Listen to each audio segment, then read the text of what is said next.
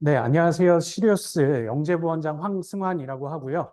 오늘은 이제 사실 시리우스 학원에서 7월부터 설명회를 굉장히 많이 했어요. CMS랑 같이 하면서 7월 17일에도 하고, 23일에도 하고, 25일도 하고, CMS랑 연합해서 지난주 화요일에도 하고, 그렇기 때문에 아마 오늘 오신 학부모님들께서도 그런 생각을 많이 하실 겁니다. 이게 설명회 내용이 이제 겹치면 어떡하나, 그런 생각도 하셨을 거고, 뭐, 여러 가지 생각들을 하셨을 텐데 오늘 설명회를 준비하면서는 확실히 그 이야기를 좀 드리고 싶었어요.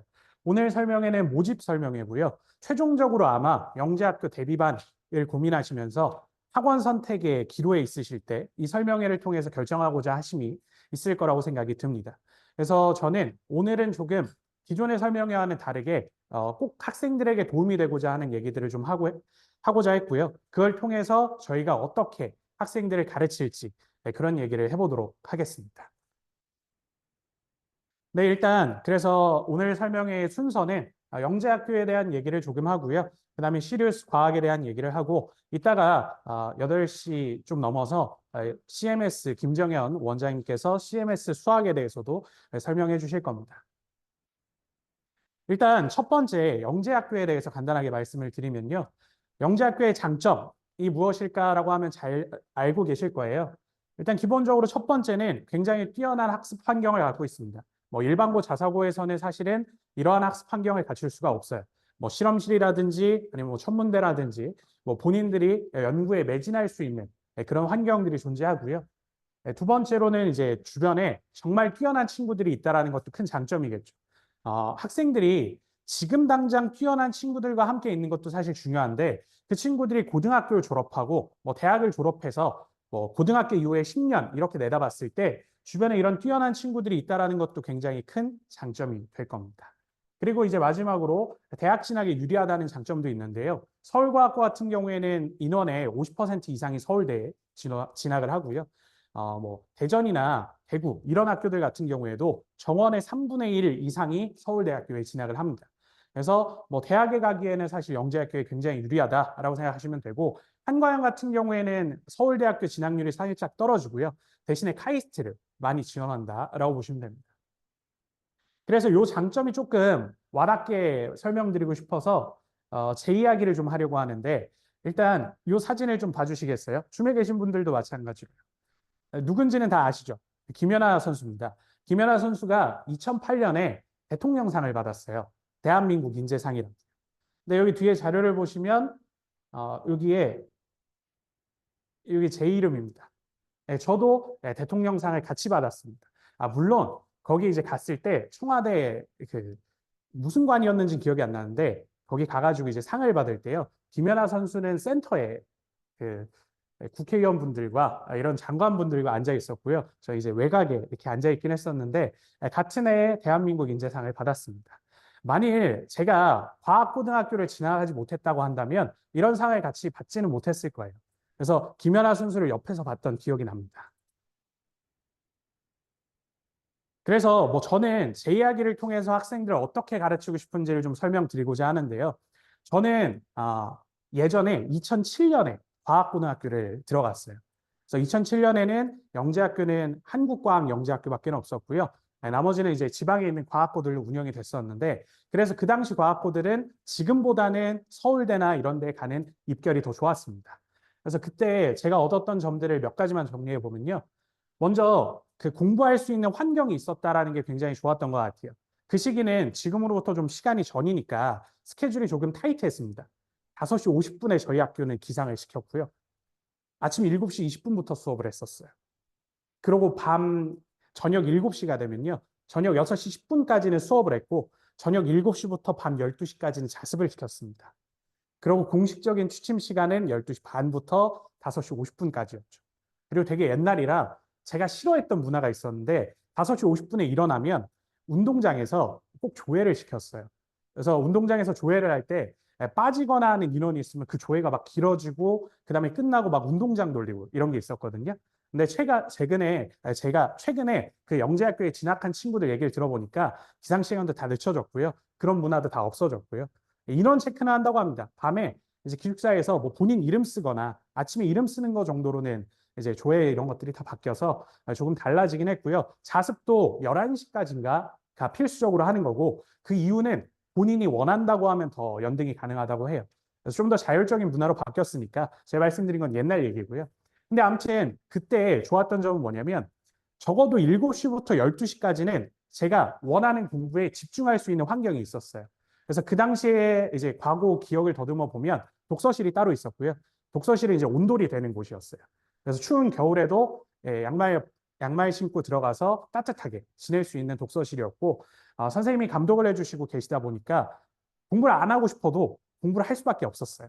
그래서 제가 학교에서 그날 배운 것들이 있었으면 그날 다 정리하는 그런 시간이 가능했었고 만일 제가 일반고를 갔다고 하면 일반고도 그 당시에는 뭐 야자 이런 개념이 있었지만 이렇게까지 공부할 수 있는 환경은 안 됐었던 것 같아요. 그리고 그뿐만 아니라 저희 학교는 이제 실험동과 천문대가 따로 있어가지고 동아리 활동이나 실험 같은 것도 편하게 할 수 있었거든요. 그래서 뭐 제가 여기다 실어놓지는 않았지만 저 같은 경우에는 연구 활동을 좀 열심히 해서 고등학교 때 전국 과학전람회 물리 부분에서 1등상인 특상을 수상했습니다. 그래서 저희 과학고가 지방과학고인데도 불구하고 그런 환경들이 잘 조성되어 있었어요.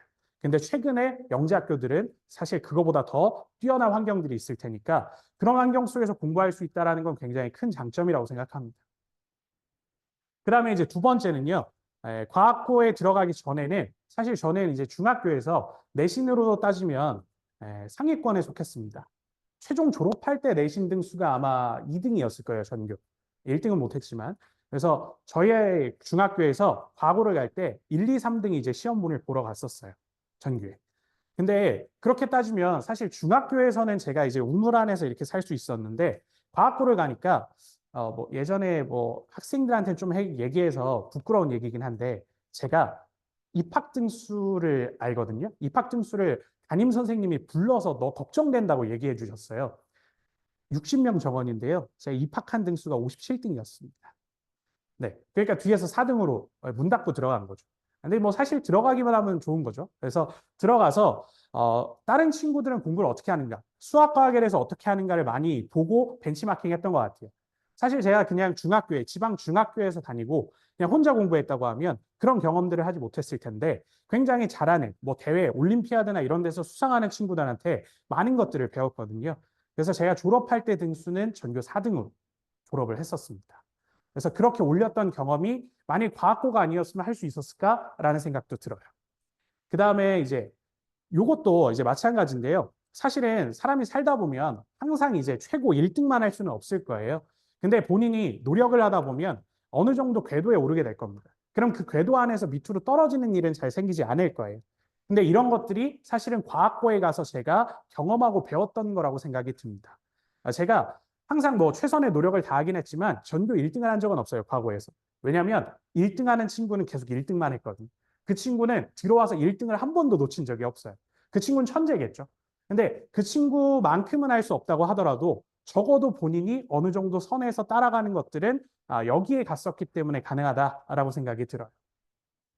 그리고 저는 이제 뭐 지금 이제 과거를 졸업한 지 좀 시간이 됐으니까 그리고 대학교도 졸업한 지 좀 시간이 되었는데 지금 와서 생각해 보면 그 시기에 열심히 했던 친구들이 같이 공부를 열심히 했던 친구들이 지금도 열심히 잘 살고 있습니다. 그래서 사회에서 보면 뭐 이게 맞는 표현인지 모르겠지만 어느 정도 궤도에 올라서 잘 지내고 있어요. 이게 만일 고등학교 때 그런 경험을 하지 못한다고 한다면 이게 좀 어려울 거예요. 그리고 제가 학부모님 상담하면서 학부모님들 중에도 과고 출신인 분들이 계셨거든요. 근데 그분들께서도 하시는 말씀들이 어떤 거냐면 작년에 그러니까 요번 입시에 합격한 친구 아버지 분이신데 본인이 이제 과거에서 열심히 했던 기억이 남고 그때 열심히 했던 친구들은 지금 이제 연세가 좀 50 가까이 되셨는데 50세 돼서도 다들 잘 지내고 잘 살고 있더라. 이런 얘기를 하셨어요.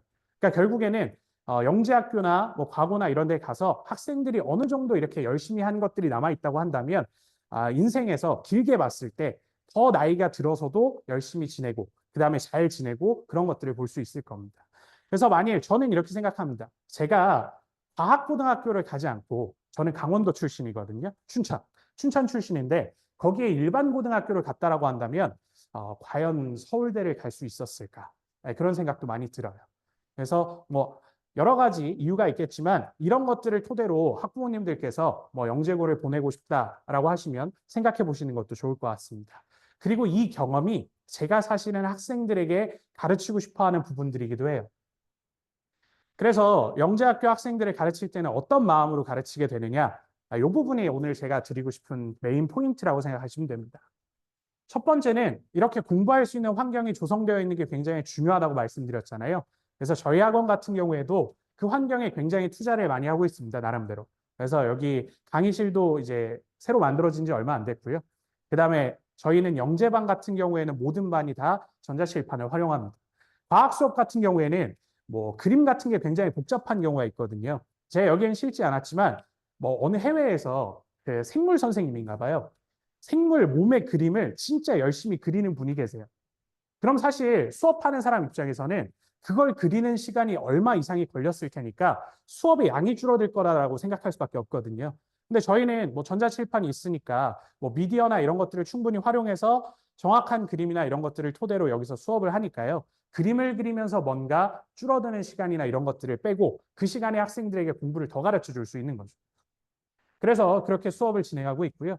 그 다음에 요 두 번째는 주변에 뛰어난 사람들이 있다면 그 노하우를 배우는 게 좋으니까 사실은 선생님들이 더 열심히 노력해서 선생님들이 학생들보다 더 높은 시야에서 한 가지 한 가지를 더 가르쳐 주고 싶어 합니다.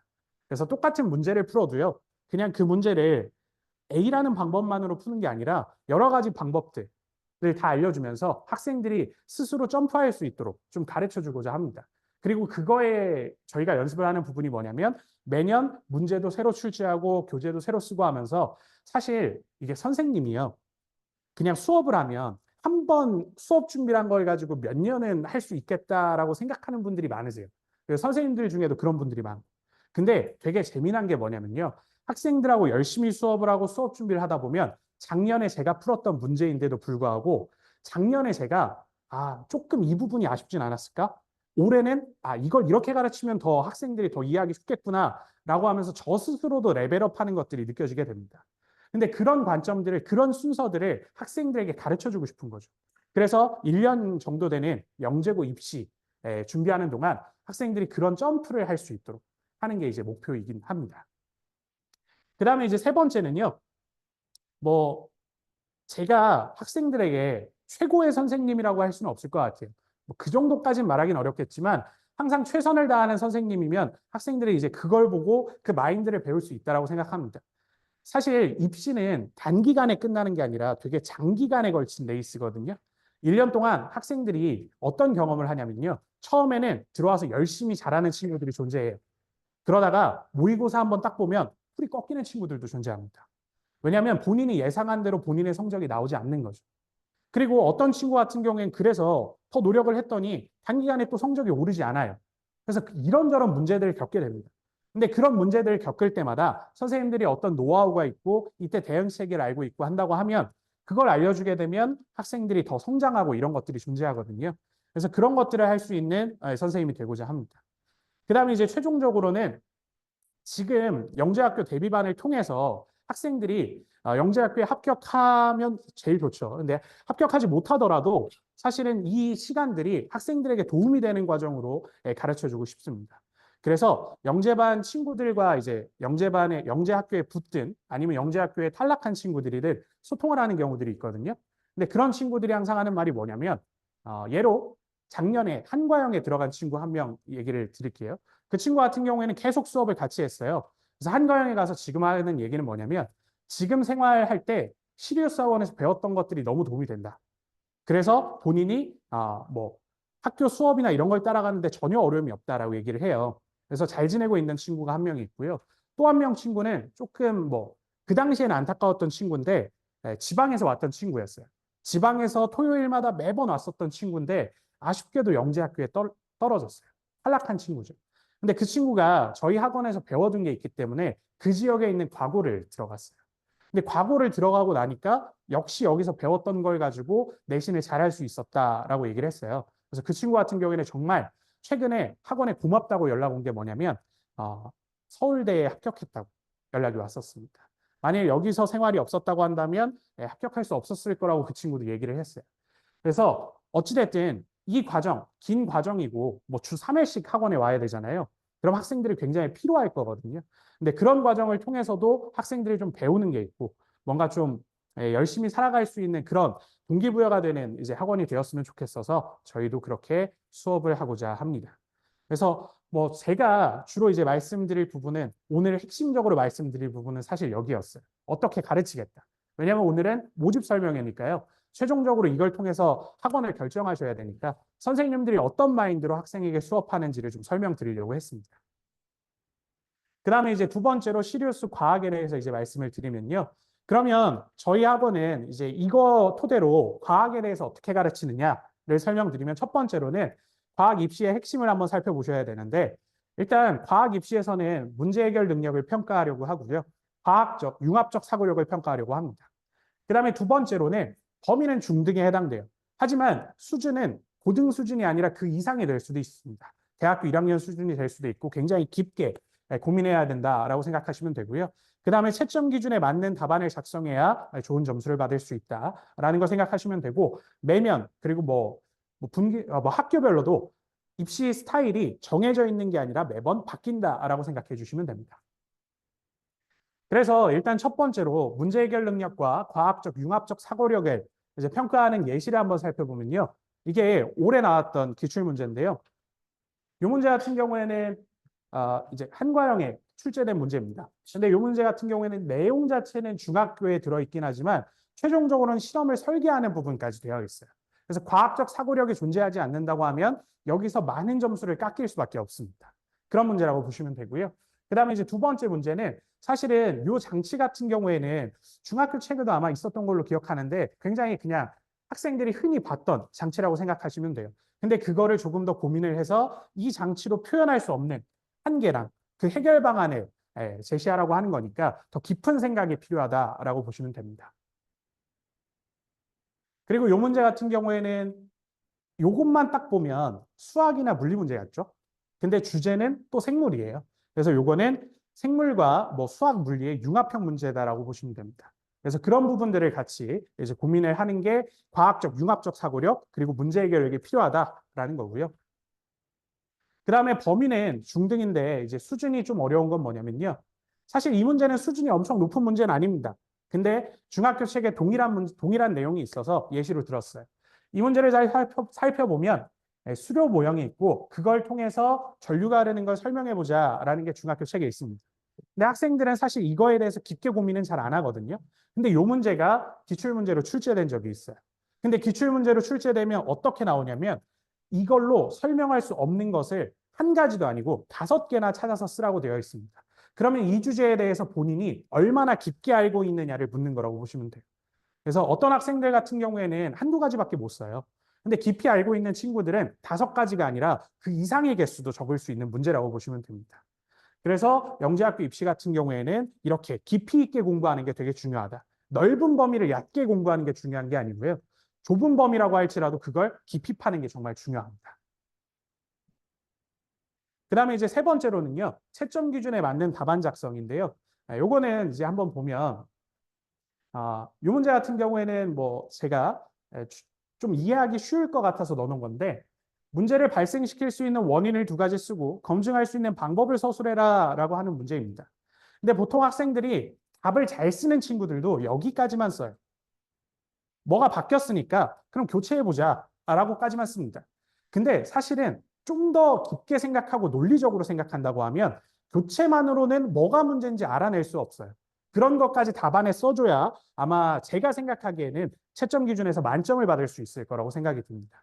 그래서 결국엔 이렇게 바꿨을 때 어떤 케이스가 나오면 뭐가 문제고 이런 것들까지 써줘야 정확한 답안이 될 겁니다. 그렇지 않으면 사실 채점자 입장에서 이거를 무작정 판단할 수는 없거든요.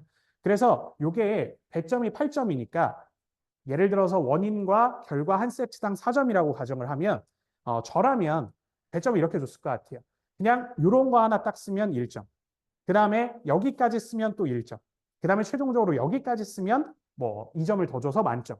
이런 식으로 아마 학교에서는 공개하진 않지만 구체적인 그런 채점 기준이 존재할 겁니다.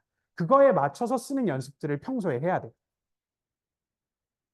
그리고 달라지는 문제 스타일도 이제 드릴 말씀인데요. 이 문제 같은 경우에는 과거에 서울에 나왔던 기출문제고 완전히 경시 스타일의 계산 문제라고 생각하시면 됩니다. 네. 옛날에 학생들은 영재고 준비를 한다 그러면 이런 문제들을 많이 풀었어야 돼요. 수학적으로 복잡하고 계산이 복잡하고 공식을 써서 푸는 문제들을 많이 풀었어야 됩니다.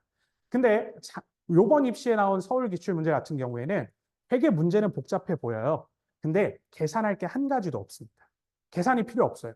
오히려 학생들이 물리적 사고력이 있다고 한다면, 물리적 개념을 명확히 이해한다고 하면 쉽게 답을 골라낼 수 있는 문제입니다. 근데 이 문제를 틀린 친구들 같은 경우 보면 경시를 많이 하고 이런 문제풀이를 많이 했던 친구들이라고 할지라도 생각이나 설명에서 꼬이게 되면 좀 틀린 경우들이 있었어요. 그리고 이 문제는 지금 이렇게 보면 되게 복잡해 보이긴 하는데 제가 이제 학생들하고 고민해 보다 보니까 결국에는 실생활의 예시가 하나 존재하더라고요. 이게 여기 상자가 있고 안에 여기 물체가 자유롭게 이동할 수 있는 케이스가 하나 있는 거고요. 얘는 같이 고정되어 있는 거예요. 그래서 학생들이 이거는 다 알거든요. 혹시 삶은 계란하고 날계란하고 구분하는 법 들어보셨어요?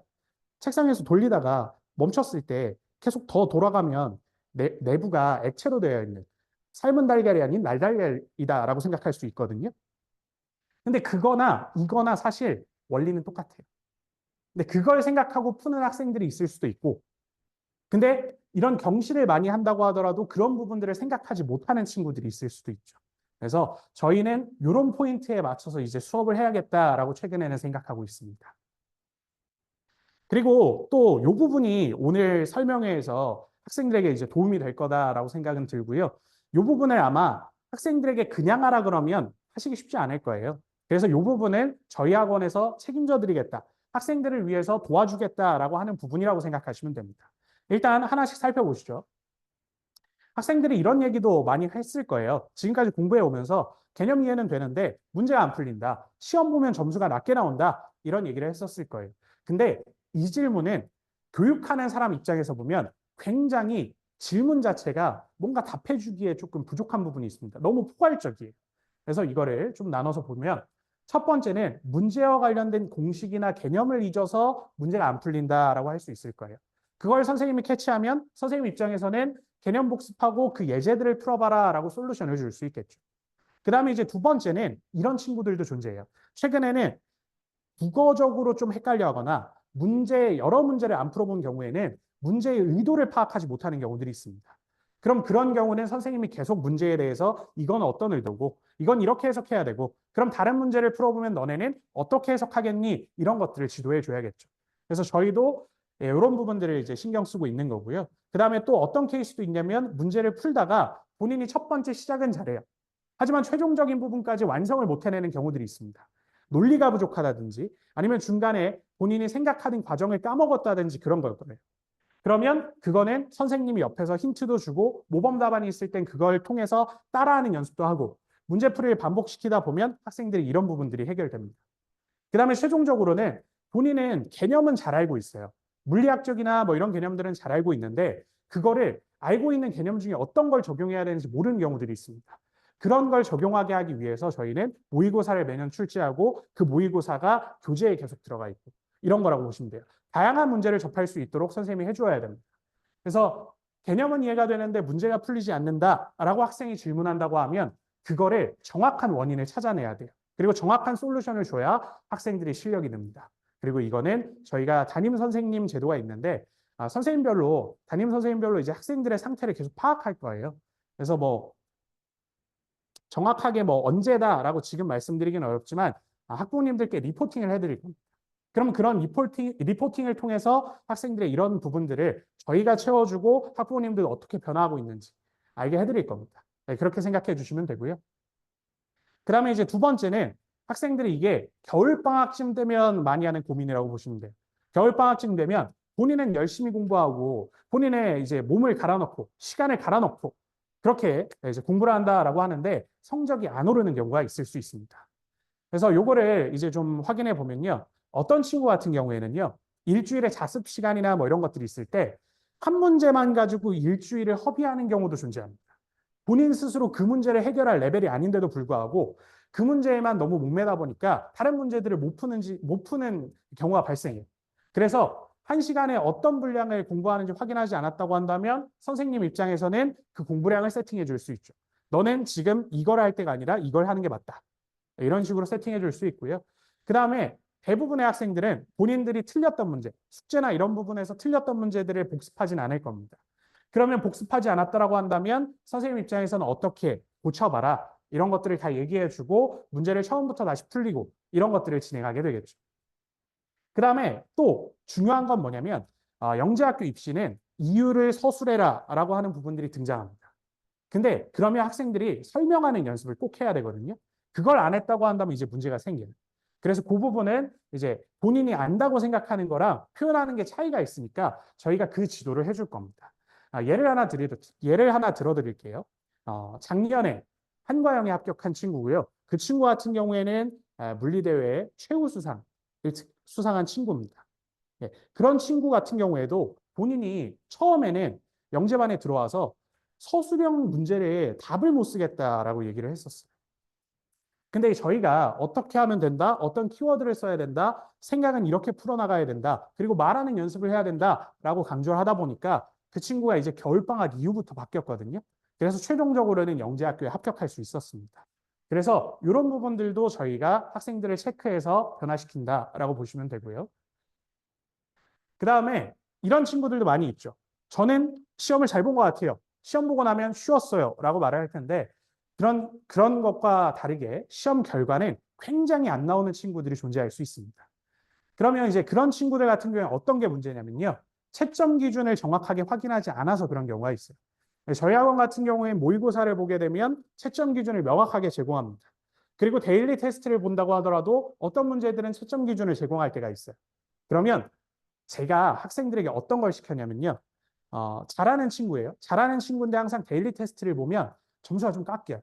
그래서 그 친구는 본인이 어떻게 해야 될지 모르겠다라는 거예요. 첫 번째로 시킨 건 뭐냐면 선생님 채점 기준 이렇게 있으니까 너 스스로 채점 기준으로 너가 채점을 한번 해봐라. 옆에서 채점을 해요. 그럼 본인이 어디가 깎인지 그제서야 이해를 하는 거죠. 그럼 그 다음에 뭐라고 하냐면 채점 기준을 봤으니까 너 스스로 답안을 한번 다시 작성해봐라. 그래서 답안을 작성하고 본인이 과거에 썼던 거랑 비교를 해봅니다. 그럼 이제 그 과정을 9월부터 뭐 12월까지 반복한다라고 하면 이 친구가 서술에 대해서는 문제점이 안 생기게 되는 거죠. 그래서 그렇게 진행을 하고요. 예, 이런 채점 기준을 확인했으면 방금 전에 말씀드린 것처럼 틀린 설명 같은 것들을 수정해 보아야 합니다. 그래서 전체 설명을 다 쓰는 것도 사실 처음에는 시킬 때도 있고요. 학생들의 수준에 따라서. 어떤 경우는 채점 기준이 있으니까 채점 다시 해봐라. 그 다음에 어떤 경우는 본인이 쓴 것 중에 답안 중에 핵심인 건 밑줄 쳐보고 또 틀렸던 오류가 있는 것도 밑줄 쳐봐라. 그리고 나중에 고쳐봐라. 이렇게 진행을 합니다. 과학에서. 그렇게 진행을 하게 되면 학생들이 이런 시험 결과와 예상이 크게 차이가 나지 않게 되는 거죠. 그 다음에 이제 마지막으로는 많이 들으실 텐데 앞으로 공부할 시간이 많이 부족하다라고 할 겁니다. 공부할 시간이 부족한 이유 중에 하나는 뭐냐면 시간 분배를 못해서 그럴 거예요. 근데 시간 분배를 잘하기 위해서는 영재고 입시의 특징을 좀 아셔야 됩니다. 첫 번째로는 학생들이 자신이 잘하는 것과 자신이 부족한 걸 구분할 수 있어야 돼요. 그래서 옛날 입시 같은 경우에는 잘하는 것만 파라라고 하는 것도 가능했어요. 근데 최근 입시 경향들을 보면 합격하는 친구들이 잘하는 것만 파는 게 아니라 나머지 부분들, 약한 부분들도 약점 없이 평균 이상이 되어야 합격을 하거든요. 그래서 선생님들 입장에서는 이 친구가 잘하는 게 뭐, 이 친구가 부족한 게 뭐라고 얘기할 수 있습니다. 그러면 일주일에 공부하는 시간이 얼마만큼 있을 때 너가 잘하는 건 얼마만큼만 공부하고 너가 부족한 것들은 어느 시간에 공부해라 라고 하는 게 가능합니다. 그래서 그런 식으로 저희가 강점은 좀 더 극대화할 수 있게 약점을 평균 이상으로 올릴 수 있게 좀 가르쳐 주려고 하고요. 그 다음에 일주일에 본인이 아까 말씀드렸던 것처럼 한 문제를 가지고 일주일 동안 고민하는 친구들이 있어요. 근데 그 한 문제가 예를 들어서 뭐 과거에 지금 스타일이 아닌 과거의 기출문제일 수 있습니다. 그런 경우라고 한다면 그 친구는 입시와 완전히 다른 방향으로서 공부를 하고 있는 걸 거예요. 근데 그 친구들은 보통 무슨 생각할 거냐면 엄마, 나는 공부 열심히 했어. 선생님한테도 저는 공부 열심히 했는데 성적이 안 올라요. 라고 할 수 있을 겁니다. 그 친구는 본인이 어떤 공부를 구체적으로 뭘 했는지 파악하고 있지 못하는 거죠. 그런 친구들도 굉장히 영재고 준비하면서 많기 때문에 저희가 이제 찾아보고 코멘트를 해줄 겁니다. 그 다음에 이것도 중요한 포인트인데요. 이거는 최종적으로 제가 입시 직전에 학생들에게 주문하는 것들이긴 한데 입시 직전에는 사실 복습할 시간도 부족하고 많이 시간이 실제로 물리적으로 부족한 게 맞아요. 그런 경우에는 어떻게 공부하는 게 필요하냐면 학교에서 학생들이 점심 먹고 남는 시간도 존재할 거고 쉬는 시간이나 학교를 왔다 갔다 하거나 아니면 학원을 왔다 갔다 하는 시간들도 존재할 겁니다. 그런 시간에 한 문제만 딱 정해놓는 거예요. 그 한 문제를 깊이 고민하는 연습을 해보는 게 사실은 이 시기에는 굉장히 도움이 됩니다. 내가 이걸 써야 답이 될까? 아니면 이걸 더 써야 될까? 아니면 이거는 빼는 게 좋을까? 이건 잘못된 걸까? 이런 고민들을 충분히 해야 되는데 그 고민을 꼭 책상 앞에서 앉아서만 할 필요는 없는 거죠. 그래서 어떻게도 진행한 친구가 있었냐면 한 친구 같은 경우에는 아예 문제를 정해서 주고 너가 그런 짜투리 시간 동안 이 문제에 대해서 해결을 고민해봐라 라고 해서 준 적도 있습니다. 그래서 그런 식으로 짜투리 시간 같은 경우는 또 활용할 수 있게 지도를 할 거다라고 생각하시면 되고 만일 학부모님들께서도 그냥 학생들에게 이런 부분들을 자세히 얘기해 주시면 아마 영재고 입시를 준비하는 데는 큰 도움이 될 거다라고 생각이 듭니다. 그래서 시리우스 학원 같은 경우에는 어떤 솔루션으로 수업을 하느냐라는 걸 말씀드리면 일단 다양한 관점에서 수업을 하려고 하고요. 그 다음에 입시에 맞게 항상 변화하려고 하고 데일리 테스트와 모의고사를 진행합니다. 이 부분에 대해서 이제 하나씩 살펴드리면요. 일단 다양한 관점에서 과학을 배울 수 있도록 이라는 부분은 아까 혹시 그 문제 기억하시나요? 뭐 중학교 책에 있었는데 이걸 적용할 수 없는 문제점들을 뭐 5가지 찾아봐라 이런 것들. 그런 것들은 한 가지 관점에서만 공부를 하면 절대로 찾아낼 수 없는 것들입니다. 그래서 한 주제를 이렇게도 생각해보고 저렇게도 생각해보고 하는 것들이 필요해요. 그래서 그와 관련해서 저희가 수업을 하는데 그 대표적인 예시로 창의융합 문제를 들 수 있습니다. 이 이글루는 몇 년 전부터 저희가 설명회에 계속 자료로 넣는 것들이거든요. 그래서 이 문제 같은 경우에는 학생들은 항상 이것만 대답을 합니다. 이글루와 관련된 과학적 원리를 대답한다고 하면 이것만 대답을 해요. 근데 드디어 올해 서울 캠프에서요. 서울 캠프가 원래 한다는 대로 진행을 안 했었거든요. 서울 캠프에서 과학 면접을 봤는데 첫 번째 물리와 관련된 문제가 이거였습니다. 이글루의 구조적인 특징에 대해서 2가지를 설명해 봐라. 근데 그게 어디 있냐면요. 저희 창의융합 문제에 여기 있죠. 이글루는 부피분의 표면적을 최소화하는 구조라고 보시면 됩니다. 부피는 최대화하고 표면적은 작게. 그래야지 바깥으로 방출하는 열은 적고 내부에서 보존할 수 있는 열은 많아지거든요. 그런 것들도 설명할 수 있어야 되고 위로 올라갈수록 좁아지는 구조에 대해서도 설명해 줘야 되고요. 이런 것들을 저희가 수업 시간에 학생들이 관점을 생각하지 못한 관점들을 보여주면서 정리하게 하거든요. 그럼 이런 연습이 되면 아까 말씀드린 실제로 입시에서 어떤 주제에 변화가 있을 때 다룰 수 있게 되겠죠. 그리고 또 다른 거 하나는 이제 생소한 물리 수업이라는 교재입니다. 이 교재는 이제 실제로 그 영재학교에서 근무하셨던 분들이 쓰신 교재고요. 이 문제는 창의적으로 생각하고 해결하는 문제라고 되어 있는데 책의 일부분을 제가 따온 겁니다. 생물 문제처럼 보이는데 생물과 물리가 융합되어 있어요. 그리고 여기 계산하는 부분들은 물리라고 보시면 됩니다. 그러니까 전형적으로 학생들이 생각하는 물리대의 문제만 고민할 게 아니라 생물도 물리학적으로 풀어보고 그런 연습들이 필요하거든요. 그래서 그런 다양한 관점들을 공부할 수 있게 저희가 수업을 세팅해 두었다라고 생각하시면 됩니다. 그 다음에 이제 또 입시에 맞게 변화하는 교육 프로그램이라는 부분은 뭐냐면요. 사실은 매년 기출이 변화한다 그랬으니까 기출 분석은 당연히 해야 되고요. 그거에 맞춰서 매년 교재가 개편돼야 됩니다. 그리고 새로운 수업 컨텐츠들을 계속 만들어내야 교재 개편이 의미가 있겠죠. 그래서 이게 올해 처음 저희가 만들었던, 제가 수업했던 거예요. 겨울방학 때 제가 처음 수업했던 내용인데, 요거는 이제 중학교 책에 보면 창의적으로 생각 열기라는 게 있는 교재가 있습니다. 미래엔 교과서인가 그럴 거예요. 근데 거기에 보면 컬링에 대해서 나오고요. 교학서 것도 컬링에 대한 주제는 있었던 것 같아요. 근데 여기 보면은 막 솔질을 하면 방향이 바뀌는데 이유가 뭐냐라고 그냥 물어봅니다. 근데 학생들은 그냥 답을 한다 치면 한 줄밖에 안 해요. 솔질을 하면 뭐 마찰력이 달라진다. 그리고 중학교 선생님들도 그 정도 선에서만 얘기를 해줍니다. 그래서 제가 이거를 좀 깊게 설명해 보고 싶어서 자료를 열심히 찾아봤어요. 사실 분량상 뒤에는 더 안 실은 거고요. 이 솔질을 하는 과정이 어떤 건지와 관련된 설명된 자료들을 토대로 쭉 읽어보게 하고 같이 정리를 여기서 해본 거죠.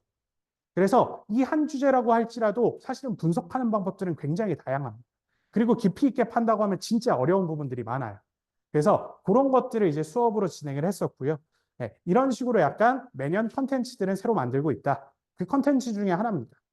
그리고 뭐 이런 걸 통해서 학생들이 좀 더 고민을 많이 하게 되면 예를 들어서 과학 자소서 쓸 게 없다라고 하는 친구들은 이런 주제 하나 정해서 그걸 이렇게 깊이 파서 정리하면 과학 자소서 내용이 됩니다.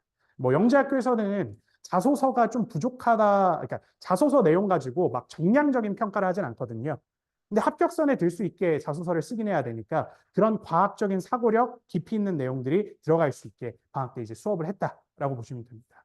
그래서 이런 컨텐츠들은 매년 만들려고 노력하고 있어요. 그리고 뭐 이건 살짝 별개인데 학생들에게 글을 이렇게 길게 주면요. 영재고 입시 문제들 중에 제시문이 긴 게 있거든요. 사실 요새 학생들이 글 읽는 게 많이 부족하더라고요. 이거 해석을 잘 못해요. 그래서 해석을 잘 못해서 제가 방학 때는 뭘 보여줬냐면 그 뭐 특정 회사 이 홍보 이런 거나 이런 건 아니고요. 제가 핸드폰을 갤럭시로 바꿨는데 갤럭시 AI에 요약하기 기능이 있거든요. 이 똑같은 글을 학생들이 읽은 거랑 갤럭시 AI가 요약한 거랑 비교를 해줬어요. 그랬더니 학생들이 이제 아 저렇게 바꿔야 되는구나 뭔가 이런 것들도 얘기를 하더라고요. 그래서 뭐 아무튼 여러 가지 글도 읽히고 하는 것들에는 다 이유가 있고요. 그걸 통해서 학생들이 좀 제시문에서도 만일 영재학교 문제 중에 제시문에 답이 있는 거라고 한다면 좀 찾아낼 수 있게 또 수업을 진행한다라고 보시면 됩니다. 그리고 시리우스 데일리 테스트 같은 경우에는 사실 모의고사의 간소화된 버전이라고 보시면 돼요. 모든 과목이 처음부터 이렇게 시작할 수는 없습니다. 왜냐하면 생물 지구과학 같은 경우에 개념을 하나도 안 배웠으니까요. 근데 어느 정도 개념이 좀 잡혀 있는 과목 같은 경우에는 이런 식으로 서술형으로 이제 모의고사를 진행하고 그다음에 그거와 관련해서 이렇게 해설지도 줍니다. 그리고 학생들이 답안을 작성하면요. 이 친구 같은 경우에는 줌으로 수업을 들어서 이 답안지가 남아 있는 거예요. 현장에 온 친구들은 종이로 답안지를 써서 선생님이 거기다 채점을 해서 첨삭을 해서 돌려주고요. 다음 주에. 줌으로 온 친구 같은 경우에는 제가 조금 뭐 버겁긴 하지만 제 카톡으로 학생들이 시험지를 다 이렇게 사진 찍어서 줘요. 그럼 거기다가 이런 식으로 코멘트를 다 달아서 다시 돌려줍니다. 줌으로 오더라도 데일리 테스트를 보고 피드백을 받을 수 있는 거죠. 네. 그러니까 현장에 있는 친구들은 선생님의 손글씨가 있을 테니까 더 첨삭이 잘 될 겁니다. 그런 식으로 데일리 테스트는 진행이 되고 이런 걸 통해서 매주 본인들이 뭐가 부족한지 수정할 게 뭔지 연습이 되는 거죠. 그렇게 진행한다고 보시면 되고요. 그 다음에 이제 최종적으로는 시리우스 모의고사인데 이 모의고사에 관련된 거는 굉장히 많은 얘기를 드렸습니다. 일단은 저희가 매년 새로 출제를 하고 있고요. 이거를 강조드리는 게 뭐냐면 새로 출제할 때 사실은 내부적으로는 굉장히 고민할 게 많습니다. 문제 최근 기출 스타일, 그 다음에 내용이 너무 선행은 아닌가, 중등 과정을 벗어나는 게 아닌가 이런 것들도 평가해서 너무 선행인 문제들은 저희가 내부적으로 커트를 하고요.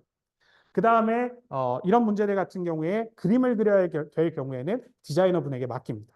그래서 그런 걸 통해서 최종적으로 모의고사 문제가 완성이 되고 그래서 작년 모의고사는 이제 올해 파이널 교재에 다 들어가게 될 겁니다. 네, 참고해 주시면 되고요. 그 다음에 자신의 답안과 채점 감점 요인을 계속 확인할 수 있습니다. 온라인상에서 본인이 예를 들어서 1월 달에 본 모의고사예요. 근데 입시는 7월 달이거든요. 1월 달에 본 모의고사도 본인이 답안지를 계속 볼 수 있습니다. 문제, 답안지, 해설 영상을 계속 볼 수 있어요. 그러니까 어떤 부분을 수정해야 될지 입시 때까지 계속 가져갈 수 있는 거죠. 그리고 채점 기준표도 적용하기 때문에 학생들이 어떤 부분 틀렸는지 역시 이렇게 체크할 수도 있고요. 그 다음에 해설 영상과 채점 기준표 방금 전에 말씀드린 거고요. 자신의 정확한 위치를 파악할 수 있습니다. 여기서 어떤 퍼센티지에 들고 물리는 어느 퍼센티지, 화학은 얼마, 뭐 수학은 얼마 이런 것들 다 확인할 수 있고요. 그리고 이제 올해 같은 경우에는 CMS랑 프라이빗 노트랑 저희랑 모의고사를 같이 진행합니다. 그래서 과학은 저희가 출제할 거고 수학은 CMS에서 출제할 거예요. 그렇게 돼서 이제 온라인상에 올리게 되면 전국에 이제 저희 인원들을 합산했을 때 이 인원에서 변동이 있을 수 있겠지만 뭐 1000명 정도까지 응시할 수 있지 않을까라고 조심스럽게 예측합니다. 그럼 1000명이라고 하면 영재고 입시를 준비하는 대다수의 학생들이 해당한다고 보시면 돼요. 그래서 대치동 내에서 이렇게 전국 단위에서 영재고 지원하는 전국 단위의 친구들이 볼 수 있는 모의고사를 운영하는 곳은 저희하고 CMS가 연합했기 때문에 가능한 거지 없다라고 보시면 될 것 같습니다. 그래서 이제 보시면 뭐 문제지는 아까 디자인 한다 그랬으니까 디자이너분이 그린 거 계속 여기 써둔 거고요. 그 다음에 이런 식으로 여기에 보면은 어디에서 점수, 어디에서 점수, 어떤 부분이 부족하다 이런 내용들이 다 첨삭이 되게 됩니다. 그래서 요거를 학생들이 그대로 계속 볼 수 있는 거죠. 입시 때까지. 그 다음에 채점 기준표도 이렇게 작용하고요. 그래서 뭐가 있어야 몇 점, 뭐가 있어야 몇 점 이런 것들이 다 됩니다. 그래서 본인 스스로 이거에 맞춰서 채점하면 사실 이것만 딱 주면 나중에 가면 최종적으로 입시 직전 정도가 되면 연습이 좀 됐을 테니까 아, 내가 이게 없어서 점수를 못 받았구나. 그럼 내가 영재고 입시에서도 이런 게 필요하겠구나라는 생각을 하게 됩니다. 그리고 요거는 과거에 이제 제가 찍었던 해설 영상이고요. 해설 영상은 계속 제공됩니다. 해설지로 제공하지 않는 이유는 아무래도 온라인상이다 보니까 시험지는 계속 가져갈 수 있어요. 근데 해설지까지 가져가면 좀 그러니까 영상으로 답은 올려줍니다. 근데 대신에 채점 기준표가 있어서 구체적으로 본인이 채점할 수 있습니다. 아까 영재고 입시 문제는 채점 기준이 중요하다고 말씀드렸잖아요. 그래서 어떤 친구들 같은 경우에는 이래요. 본인이 답을 다 썼대요. 근데 탈락한 친구들도 존재할 수 있습니다. 실제로 예전에 몇 년 전에 탈락한 친구 같은 경우에는 본인이 모든 문제를 다 건드렸대요. 그리고 본인이 왜 떨어졌는지 모르겠다고 했어요. 그래서 직접 그 과학고등학교, 그 영재학교, 이름은 과학고등학교로 되어 있는데 거기다 전화를 해서 찾아가서 물어보면 혹시 알려줄 수 있느냐까지 했다고 합니다. 그랬더니 거기서 이제 오라 그랬어요. 오니까 본인 시험지나 채점 기준이랑 이런 거 딱 보여주면서 이런 키워드가 없어서 점수가 깎였고 탈락이 되었다라고 설명을 다 해줬다고 합니다. 그러니까 결국에는 시험을 볼 때 채점 기준에 따라서 본인들이 체크하는 연습들이 굉장히 중요한 거죠. 저희는 그 포인트에 맞춰서 수업을 진행한다라고 보시면 됩니다. 그리고 이거는 이제 최종적으로 학생들에게 보여지는 화면인데요. 전체 등수 나오고요. 과목별 등수 나오고 그다음에 점수, 뭐 평균 점수, 상위 15% 점수 다 나오고 과목별 점수도 이렇게 다 등장하게 됩니다. 그다음에 여기 보면 채점 기준표 다운로드하는 부분이 존재하고요. 그다음에 여기에 그 문제에 대한 선생님들의 총평도 들어갑니다. 코멘트. 이 문제는 어디서 나온 거고 왜 그런 거고 이런 것들도 다 나오니까 학생들 입장에서는 여기 화면만 잘 공부해도 영재고 입시에 큰 도움이 되는 거죠. 자, 그 다음에 이제 모의고사 응시생수를 보면 여기까지는 시리우스와 프라이빗 노트가 같이 했을 때 응시생수라고 보시면 됩니다. 첫 해에는 최고 숫자가 여기 200명이었어요. 그 다음에 이제 두 번째에는 최고 숫자가 283명이 되었습니다. 올해 같은 경우에는 최고 응시생수가 309명이었어요. 그리고 CMS랑 합쳐지면 이제 한 1000명 정도 생각을 합니다. 그래서 모의고사에 대한 것도 계속 인원이 증가하는 추이기 때문에 나름대로 이제 대충에 있는 친구들도 사실 저희 학원을 다니지 않는데도 이 모의고사를 보고 합격한 친구들이 있어요. 그래서 그런 친구들도 존재한다라고 보시면 되고요. 네. 최종적으로는 여기에서 드릴 말씀인데 시리우스 학원의 자산이라고 되어 있습니다. 이 표현이 맞는지 모르겠는데요. 일단 첫 번째는 입시와 시리우스 관련된 거는 예전 설명회에서도 보여드렸기 때문에 그냥 간단하게만 설명드릴게요. 물검이라는 주제가 이번 입시에 나왔었는데 서울에 저희가 모의고사, 올해 딱 입시, 올해 모의고사에서 문항 번호까지 적중했던 문제라고 보시면 되고요. 물검이. 그 다음에 이제 두 번째 문제는 통합형에 나왔던 문제인데 요것도 이제 보시면 뭐 회로를 그리고 뭐 이런 것들인데 역시 여기에 출제됐었습니다. 모의고사, 올해 모의고사. 그리고 요거는 아까 나왔던 맨 처음에 한과형 기출이라고 설명드렸던 실험 설계하는 문제와도 관련이 있고요. 그것도 제가 겨울방학 때 왠지 올해 나올 것 같아서 그런 필수 강의라는 시간이 존재하거든요. 그때 자료로 만들어서 다 분석하는 걸 연습을 시켰어요. 그래서 진짜로 학생들이 시험 끝나고 나서 그게 도움이 많이 됐다고 연락이 왔습니다. 그 다음에 요거는 이제 요번 캠프에 나온 건데요. 제가 뭐 필기할 뭐 타이핑하고 뭐 그런기보다는 학생이 보낸 걸 그대로 보여주는 게 나을 것 같아서 진짜 학생이 보낸 것 같지 않나요? 시험이 끝났어요. 히히. 기분 좋아 보이죠? 근데 여기 보면은 여기에 과학 시험도 봤지만 다리 만들기 해서 책 올리기도 진행을 했었습니다. 요거는 이제 대구과학고고요. 그래서 저희가 이제 요거를 모의 캠프 때 진행을 했었고 사실 몇 년 전부터 하긴 했었습니다. 몇 년 전부터 해서 학생들이 이런 구조문들을 만들어서 책을 올리는 거를 했는데 사실 요게 요번 3차 캠프에 나왔었고요. 그 다음에 뭐 또 요 친구 같은 경우에는 이제 서울인 거죠. 그래서 일단 요거 전지 내부 저항 예상하는 거 관련해서 제가 방학 때 이제 내부 저항을 실험을 통해서 알아보는 거 수업했었거든요. 그래서 그게 등장했었고요. 그다음에 이제 생물도 사실은 BTB 용액이나 뭐 이런 것들은 다 나왔었고 아마존 밀림도 다 나왔던 것들인데 그냥 보시면 일단 이글루 같은 거 아까 보여드렸으니까 요게 이제 학생이 보내준 거고요. 여기에 아까 나왔던 부분이라고 보시면 됩니다.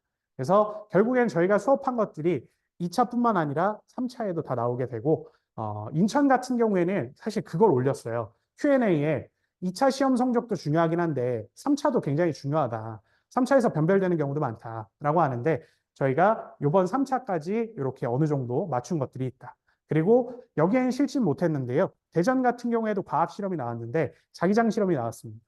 저희가 이제 기출 문제들을 쭉 분석하다가 왠지 물리에서 자기장이 없을 것 같아서 물리는 자기장 실험을 했었거든요. 근데 그런 것도 출제가 됐었고 나머지 과목들도 이렇게 맞춘 것들이 많은데 뭐 저희가 다시 읽긴 그래서 일부만 좀 실어뒀습니다. 그리고 시리우스 재원생들의 기록이라고 이제 말씀드릴 수 있는데요. 자산이라고 표현을 했잖아요. 저희가 프라이빗 노트와 이런 모의고사를 운영한 지 3년이 되었습니다. 그럼 3년치의 학생들이 본 모의고사 1회부터 12회까지 본다고 하면 그리고 한 회당 뭐 9문제 정도씩 출제가 된다고 하면 9 곱하기 12 그리고 인원수만큼의 답안지가 저희에게 다 있어요. 그래서 저희는 그걸 보면 어느 정도 그리고 학생들의 새로운 답안지를 보면 어느 정도 뭐가 필요한지 이런 것들을 확인할 수 있게 되었습니다. 그래서 이게 큰 자산이라고 보시면 돼요. 그래서 여기 있는 친구들은 다 합격했던 친구들의 답안입니다. 이 친구는 뭐 예전 설명에서 보여드렸어서 뭐 부족한 부분들을 계속 질문해서 합격했던 친구고요. 이 친구는 합격했다기엔 첫 번째 문제를 0점 맞았죠. 근데 처음에는 부족했는데 나중에 이제 노력하고 솔루션 통해서 합격선에 다다른 거고요. 이 친구 같은 경우에는 이제 경기에 합격했었던 친구고 경기는 상대적으로 답안이 좀 간단합니다. 그래서 그 부분도 보여드린 거고요. 합격을 했든 합격을 하지 않았든 그리고 저희 재원생이든 재원생이 아니든 모의고사 본 모든 학생들의 데이터를 아직도 갖고 있어요. 그래서 저희가 뭐 같은 문제를 쓰는 건 아니지만 학생들을 계속 비교하고 어떤 부분이 부족하고 솔루션하고 이런 것들에 대한 능력은 여기서 갖고 있다라고 보시면 됩니다. 그래서 뭐 오늘 설명회에서는 이제 말씀드린 게 뭐냐면 첫 번째는 일단은 그 영재고 수업을 하면서 어떤 마인드로 수업을 하겠다. 모집 설명회니까요. 그런 걸 말씀을 드린 거고 두 번째는 이제 영재고 입시의 특징을 말씀드리고 또 저희가 학생들이 영재고 준비를 할 때 부족한 부분들이 있을 거잖아요. 질문들이 있을 거잖아요. 그거는 학부모님들이 가져가시면 그대로 가져가시면 도움이 될 테니까 도움될 수 있는 부분을 설명드린 거고요. 그 다음에 마지막으로는 저희가 어떻게 진행할 건지 설명을 드린 겁니다. 이걸 통해서 많은 학생들이 시리우스 학원에 들어왔으면 좋겠어요. 그래서 다 영재로 키워내고 싶거든요. 제가 가끔씩 영재반 수업하면서 맨 처음에 얘기니까 설명을 드리면 그 대한민국 인재상 얘기를 해줘요. 그럼 학생들이 그런 질문 하거든요. 선생님, 그 대통령상도 받고 대한민국 인재상도 받았으면 왜 학원에서 수업을 하고 계세요? 이렇게 물어봐요. 그럼 이제 뭐라고 대답해 주는지 아시나요? 약간 웃으라고 하는 얘기이기도 한데 선생님이 나라에서 인정받은 인재니까 여기 학원에서 많은 인재를 키워내면 좋은 거 아니냐라고 얘기를 합니다. 근데 그게 그냥 단순 농담은 아니라 진심이기도 해요. 사실은 학교에서 보는 것보다 학원에서 보는 게 더 많은 애들을 볼 수 있거든요. 그리고 저는 지금 제가 가르치는 아이들, 매년 새로 들어오는 아이들이 결국엔 나중에 인재가 되길 바래요.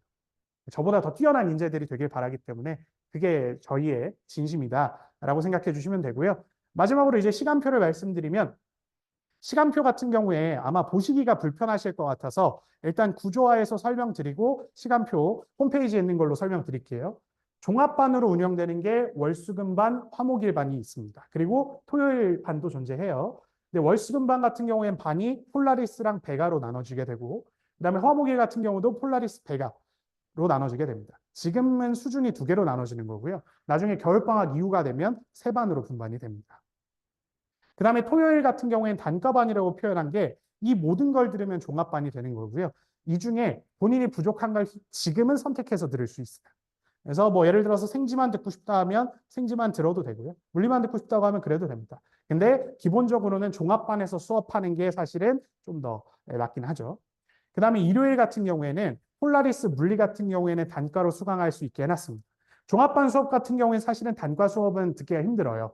왜냐하면 뭐 저희 입장에서 물화생지를 다 들어야 이 학생들에게 부족한 점들을 명확히 알려줄 수 있으니까. 근데 예를 들어서 KMO 2차 하거나 이런 친구들 같은 경우에 시간이 안 돼서 못 들어오는 경우가 있거든요.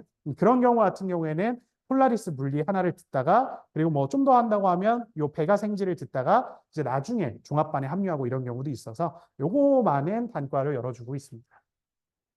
그다음에 이제 최종적으로 프리베가반이라고 하는 거는 지난주에 이미 진행을 했고 이번 주 토요일이 되면 끝납니다. 이거는 조금 중학교 과정에서 심화된 내용들을 통해서 영재고 입시에 필요한 것들을 좀 정리하는 반이라고 보시면 됩니다. 그래서 월수금 종합반 같은 경우에 들어가는 선생님 뭐 이렇게 되어 있고요. 여기에 제가 과목별 요일은 안 써놨어요, 일부러. 그것까지 다 쓰면 너무 시간표 보기가 어려워서 그런 거니까 이거는 나중에 학생들에게 차곡차곡 안내해 드릴 겁니다. 그래서 학생들이 뭐 교재나 이런 거 헷갈리지 않게 할 테니까 이거는 걱정 안 하셔도 되고 선생님하고 과목만 보시면 되고요. 그 다음에 화목일 종합반은 이렇게 들어가고요. 그 다음에 토요일은 종합도 되고 단과도 됩니다. 그래서 보시면 되고 그 다음에 일요일 폴라리스 같은 경우에는 단과도 가능합니다. 그리고 프리베가반은 지금 진행되고 있어서 2회 수업인데 한 번 진행을 했어요. 그리고 이게 여기 있는 사진이 이제 저희 영재고 대비반 선생님들이고 수업에 들어갈 선생님들입니다. 한번 봐주시면 선생님들이 담임 선생님이 될 거거든요. 네, 그래서 요 분들 중에 담임 선생님이 될 거니까 참고해 주시면 되고요. 네, 저희 홈페이지에 있는 걸 가져왔습니다. 그리고 학부모님들께서 선생님들 이력이나 뭐 이런 것들이 궁금하다 하시면 홈페이지 가서 여기다 마우스 올리시면 어디 출신이고 이런 거 다 나오니까요. 그거는 확인하시면 됩니다. 그리고 최종적으로 여기 보시면 상담 신청이랑 입학 테스트 신청은 제가 느끼기에는 요새는 핸드폰으로 하는 게 편할 수도 있을 것 같아서 여기다 QR을 실어놨습니다. 그래서 QR 코드를 이렇게 찍으시면 상담 신청서가 여기는 뜨고요. 여기는 입반 테스트 신청이 뜹니다. 그래서 이거 참고해 주시면 되고 이제 정리가 되면 이제 CMS 수학 김정현 원장님께서 설명해 주실 겁니다. 감사합니다.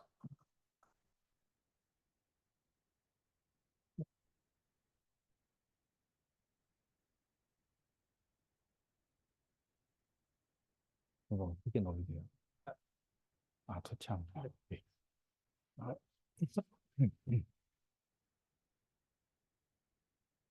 네, 안녕하세요. 이번에 CMS 시리우스 콜라보를 해서 어쨌든 CMS 수학과에서 나온 김정현 원장입니다. 이렇게 많이 들으셨겠지만 일단은 과학도 그렇고 수학도 그렇고 뭐 저희가 언제나 모든 학교에서 저희 아이들 얘기이기는 한데요. 시험을 보면 선생님 뭐 나왔어요? 라는 얘기를 저희 아이들이 제일 많이 해준다고 하더라고요.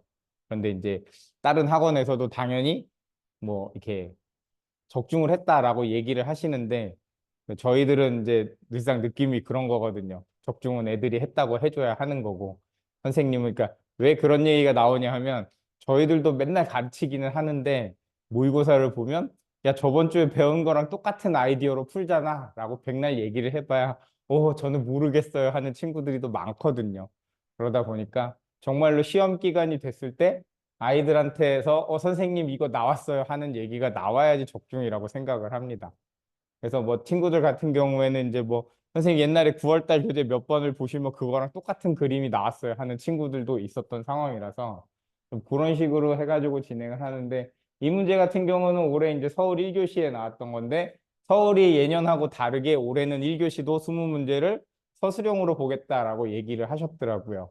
그래서 그거 대비를 좀 시켰었는데 1교시 서술형 출제된 것 중에 이제 대표적으로 교재에 있던 문제 비슷한 거 이제 유형을 뽑아가지고 정리를 해봤던 거라서 이렇게 되는 건데 뭐 수학도 있고 과학도 있고 국어, 영어, 사회, 정보까지 해가지고 총 1교시에 20문제를 봅니다.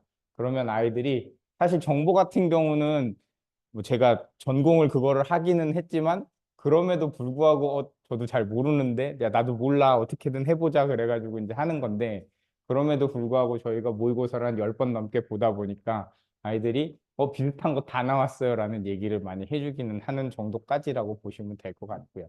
그래서 뭐 요거 같은 경우는 저희 여기 조그맣게 써 있긴 한데 10월 정규 교재에 이제 이런 모양의 비슷한 유형의 문제들이 있었다라는 거고 그 다음에 요거 같은 경우는 사실은 조금 어려운 문제긴 한데 3교시 1번에 이런 식으로 항상 알고리즘에 관한 문제가 나옵니다. 작년까지는 학교에서 배웠던 알고리즘 형태의 문제를 가지고 프로그램 형태를 가지고 나왔었는데 올해는 이제 프로그램은 탈피하고 이렇게 그냥 아이들이 풀 수 있게끔 알고리즘 형태의 문제가 나왔었고 마찬가지로 저희가 1월 달 정규 교재에 이런 식으로 넣어가지고 알고리즘이 어떻게 될 때 똑같이 타고 갔으면 어떤 방식으로 간다라는 얘기를 해줬는데 마찬가지였고요. 그다음에 요거는 이제 경기 같은 경우인데 뭐 요거 같은 경우는 경기에서 이제 1교시에 중등심화 영역 했을 때 뭐 비슷하게 아이들이 잘 보시면 사실은 문제가 얘랑 좀 다르거든요. 그런데 이런 거를 연습을 시켜 놓으면 저거를 보고도 배운 거 나왔어요 해주는 친구들이라고 보시면 될 것 같고요. 그다음에 요거 같은 경우는 이제 파그나노 문제라 그래가지고 어렵게 생각하면 사실은 물리하고 그러니까 물리하고 같이 연관이 돼가지고 풀 수 있는 문제다라는 게 일단은 기본적으로 여기 입사각, 반사각 이렇게 나오고 있거든요. 그래서 입사각이 되고 반사각이 됩니다라고 이거는 애들이 전부 다 물리 문제인 줄 알았는데 그래서 뭐가 되니 그러고 보면 뭐 9번 반사가 됐습니다. 10번 반사가 됩니다. 경로를 그려보세요. 이렇게 되거든요. 여기 파근나노 문제라는 건데 이런 식으로 저희가 요거 문제 같은 경우는 창의 수학에 있었고 여기는 이제 영재 대비반 교재에 있었던 상황이라서 사실은 파그나노 문제가 저희 이제 기아 팀장이 한 7년째 저거 꼭 나올 거라고 절대로 빼면 안 된다고 우겨가지고 7년째 넣고 있었던 문제인데 7년 전에 한 두세 문제가 나왔었거든요. 근데 올해도 7년 만에 한 세 학교에서 이제 서울에서는 1교시에 그 아까 말씀드렸던 20문제 중에 한 문제로 나왔고 경기하고 한국에서도 나와서 애들이 오 선생님 그리고 올해 애들은 최고예요 해줬는데 작년 애들까지는 왜 배운 거예요 라고 했던 문제이기는 합니다. 근데 언제 나올지 모르니까 인 거고 제일 중요한 거는 사실 영재고 문제라는 게 뭐 선생님들끼리 짜고 그러시는 건 절대로 아니시겠지만 학교별로 돌고 그러거든요. 그러다 보니까 저희가 뭐 정말로 어렵다라고 생각했던 문제를 사실은 제가 한 5년 전쯤에 어떤 게 있었냐면 야 이런 거는 예술에는 안 나올 것 같고 저기 서울에나 나오면 나올까 서울 경기나 나오면 나올까 딴 데는 안 나올 거야 그런데 애들이 그럼 넘어가죠 그러길래 그럴 수는 없지 임마 그러고 막 수업을 해줬는데 그게 인천 가고 시험에 딱 나온 적이 있었거든요. 그래서 학교별로 돌고 하는 거고 그다음에 나왔던 문제가 반복적으로 똑같은 아이디어를 가진 새로운 문제들이 나오는 거기 때문에 계속적으로 문제를 이런 식으로 업데이트를 해가면서 푼다고 보시면 될 것 같고요. 그 다음에 보시면 이게 사실은 저희가 복기를 해가지고 되게 없어 보인다라는 느낌이기는 했었는데 여기 요만큼이 통합형의 그러니까 뭐 대전, 대구, 세종, 인천 하는 통합형의 광주까지 했던 문제에 나왔던 대수랑 조합을 엮은 문제였고 이게 저희 문제거든요. 근데 저는 아무리 봐도 이 문제가 더 좋아 보이더라고요. 그래서 애들한테 물어봤어요. 야, 정말 이게 다야? 그림이 있었잖아. 이게 하노이 타워 문제거든요. 하노이 타워 문제 했으니까 그림 있었잖아. 없어. 그랬더니 그림도 없었고 정확하게 딱 이렇게만 나왔다. 그래갖고 야, 우리가 더 준조 좋았어. 막 이런 느낌으로 이제 얘기를 했던 상황입니다. 요거는 한국인데요. 최근 출제 경향이 대수 영역이 다수 출제 이렇게 돼 있는데 이거는 이제 전체 학교에 대한 얘기입니다. 한국은 원래 대수를 그냥 좋아해서 1, 2, 3, 4번이 다 대수만 나오던 때도 있었거든요. 이렇게 대수가 나왔는데 마찬가지로 모의고사에서 이런 식으로 해서 유사한 문제 풀었던 상황입니다. 그래서 이 문제도 그러니까 너무 많잖아요. 서울도 있고 경기도 있고 한국도 있고 그래 뭐 니네가 많이 나오는 건 알겠는데 라는 느낌이신데 이 문제는 뺄까 하다가 제가 넣습니다. 왜냐하면 아까 말씀드렸듯이 한국은 1, 2, 3, 4, 5번 정도 크게 5개의 문항이 수학이 나오는데 그거를 아이들한테 3시간 가까이 주고 문제를 풀으라고 하거든요. 그런데 거의 조합이 안 나오다 보니까 사실 조합적으로 조금 이렇게 생각하는 게 좀 느린 친구들 같은 경우에는 한국을 써볼까 하는 경향들이 많이 있는데 올해 같은 경우에는 똑같이 그렇게 밀기는 했는데 한국에서 드디어 조합 문제가 나왔다고 조합 선생님이 굉장히 좋아하셨고요. 저 같은 경우는 기하 파트를 담당하고 있는데 올해도 서울 2, 3교시에는 기하가 하나도 안 나갔고 얘네는 나랑 안 맞는 것 같아 하고 있는 상황인데 그래서 이렇게 해가지고 진행을 했습니다. 근데 보시면 알겠지만 정규 교재 조합책이 있기는 했었는데 어이? 서울 2교시 유형이라고 해갖고 사실은 서울 교재에 있던 문제거든요.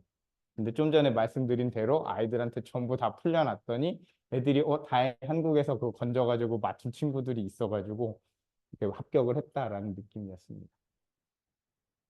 그다음에 요거는 이제 기하 문제였는데 뭐 이렇게 돼서 저희 정규 교재에 있던 거하고 정기 12면체에 관한 똑같은 얘기였고 요거 같은 경우는 이제 요세푸스 문제라고 해가지고 뭐 카드를 한 장씩 중간에 한 장씩 뺍니다. 동그랗게 있을 때였는데 요거 같은 경우는 사실 자기소개서에서 더 많이 나오는 그러니까 아이들이 자기소개서를 써라라고 얘기를 할 때 사실 과학은 뭐 영재원을 다니거나 학교에서 하다못해 실험을 하더라도 자기소개서에 대한 내용이 굉장히 쓸 게 많거든요. 근데 수학 같은 경우는 사실 쓸 게 별로 없어요, 선생님이라고 했을 때 가장 많이 쓰는 대표 유형 중에 하나가 이 조합에서는 요세푸스 문제인데 이런 문제도 이제 나오고 있습니다.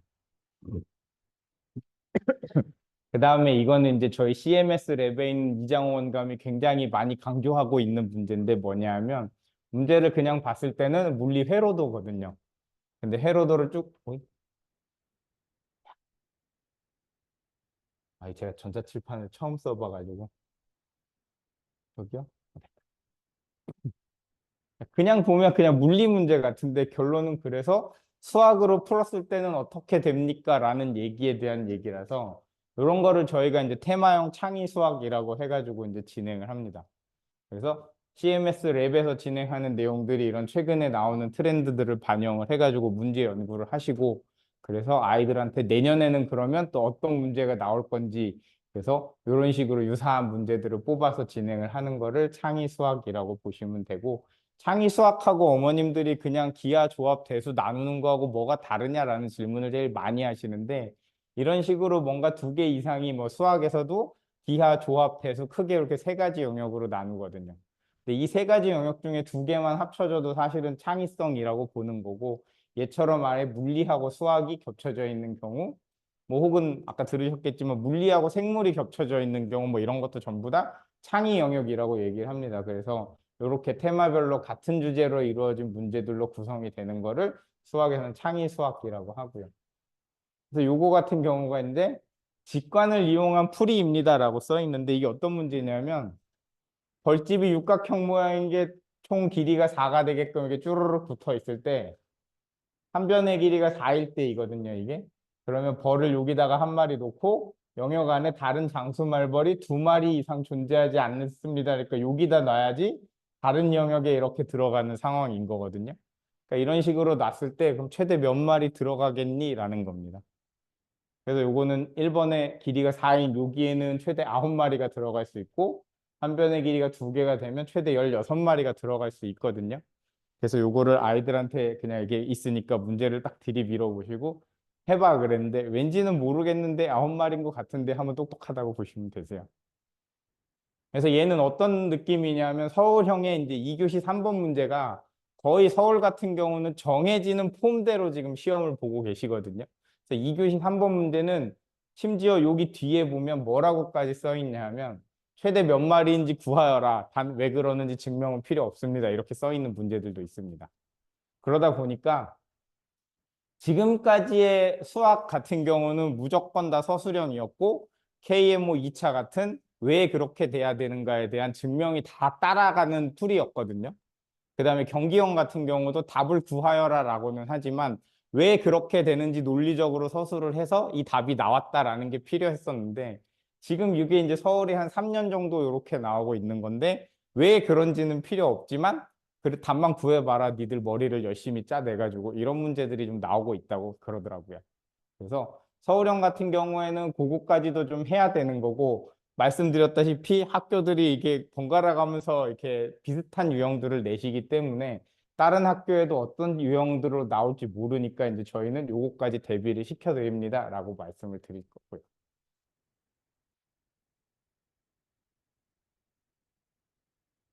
일단은 저희 레벨링인데요.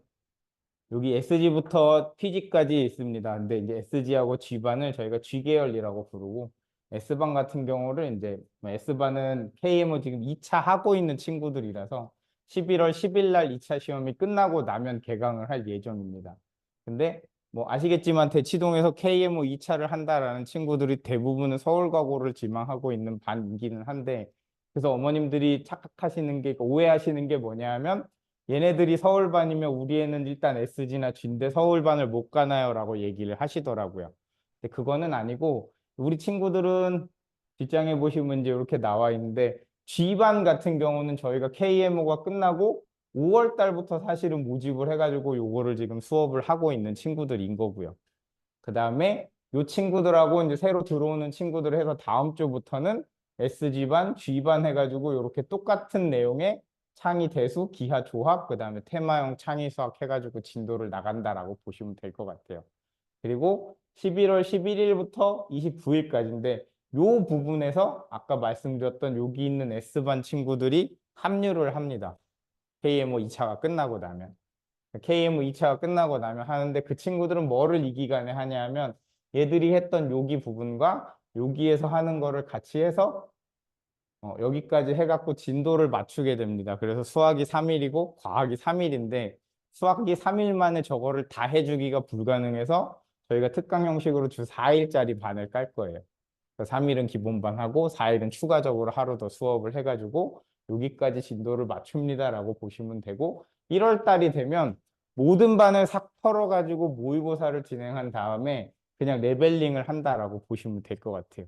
그래서 뭐 S1, S2, SG1, 2, G1, 2 이렇게 해갖고 기본적으로 한 6반 정도 나온다고 보시면 되고 여기서도 마찬가지로 그냥 S반은 제일 잘하는 반이고 SG가 중간이고 G가 마지막이고 뭐 이런 느낌인 거고 어디서부터 학교별 반 편성을 해드리냐면 여기서부터예요. 5월 달부터.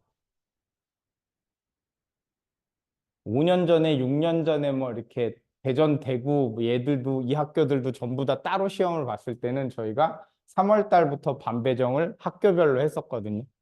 그런데 5월 지금은 이제 대전, 대구, 세종, 광주, 인천이 전부 다 똑같은 시험을 보는 상황이 되다 보니까 굳이 그거를 학교별로 나눌 필요가 없더라고요.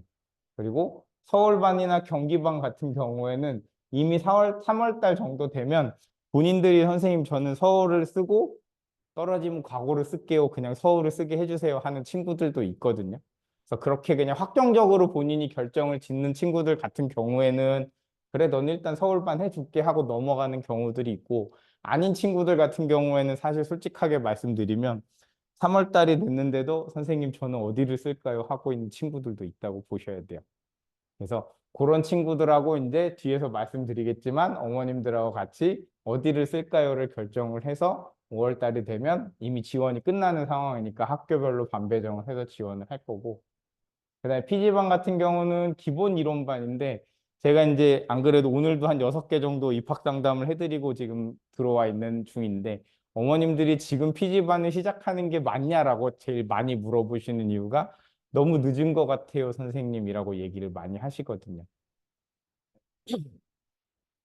보통 대치동 아이들은 6학년 때부터 경시를 시작을 하다 보니까 6학년 때, 1학년 때 해가지고 상이 나오면 2학년 때 영재고반을 시작하면 안정적으로 진행을 한다라고들 알고 계시다 보니까 그렇게 얘기를 하시기는 하는데 사실은 PG반 같은 경우가 8월 달에 시작하면 요 시기에 끝을 낼 거기는 하거든요. 근데 얘들이 여기에 실전반으로 합류를 했을 때는 이 친구들 따라가기는 사실 단계적으로는 불가능하다고 보시면 되고요.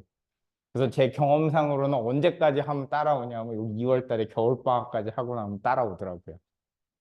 물론 따라온다라는 얘기는 실전반에 있었던 아이들이 걔들보다 뒤로 밀린다는 얘기이기도 합니다. 그래서 실전반에 들어가 갖고는 걔들한테 밀리면 안 돼요 하는 거고 얘들한테 무조건 따라갈 수 있으니까 공부 열심히 하세요 하는 거거든요. 근데 그러다 보면 지들끼리 굉장히 재밌는 상황이 되기는 하는데 뭐 그거는 이제 본인의 역량이다 보니까. 그래서 수학반 같은 경우는 과학하고 조금 다르게 굉장히 단순합니다. 무조건 그냥 일주일에 기하가 2시간, 대수가 2시간, 조합이 2시간이고 그리고 창의 수학 A, B 해가지고 창의 수학 2타임, 그 다음에 위클리 테스트 1타임 이렇게 진행을 합니다. 그래서 이 위클리 테스트 같은 경우가 이제 제가 신경을 제일 많이 쓰는 부분들인 건데 요거거든요. 어머님들이 제일 많이 걱정하시는 게 아까 말씀드렸던 우리 아이가 지금부터 해서 영재고를 갈 수 있나요? 라는 거고 두 번째로 걱정하시는 게 뭐냐면 우리 애가 도대체 공부를 제대로 하고 있나요? 라는 얘기거든요. 그래서 저희들은 이렇게 해드릴 예정이에요. 이게 정규 수업에 대한 뭐 대략적인 내용인데 저희가 정규 교재는 아까 말씀드렸던 창의, 기하, 조합, 대수는 회차별로 구성이 돼 있고 예습을 해서 몇 개를 맞췄는지 그래서 요 카운팅 한 거 하고 그 다음에 오답 선생님이 이제 수업을 해주시면 본인이 틀린 것들은 오답으로 정리를 할 거고요. 그러고 나면 다음 시간에 온 선생님이 오답 검사도 해주시고 다시 정규 교재 예습 검사도 하실 거고 그거를 쭉 해가지고 성적표에 넣어드릴 거예요.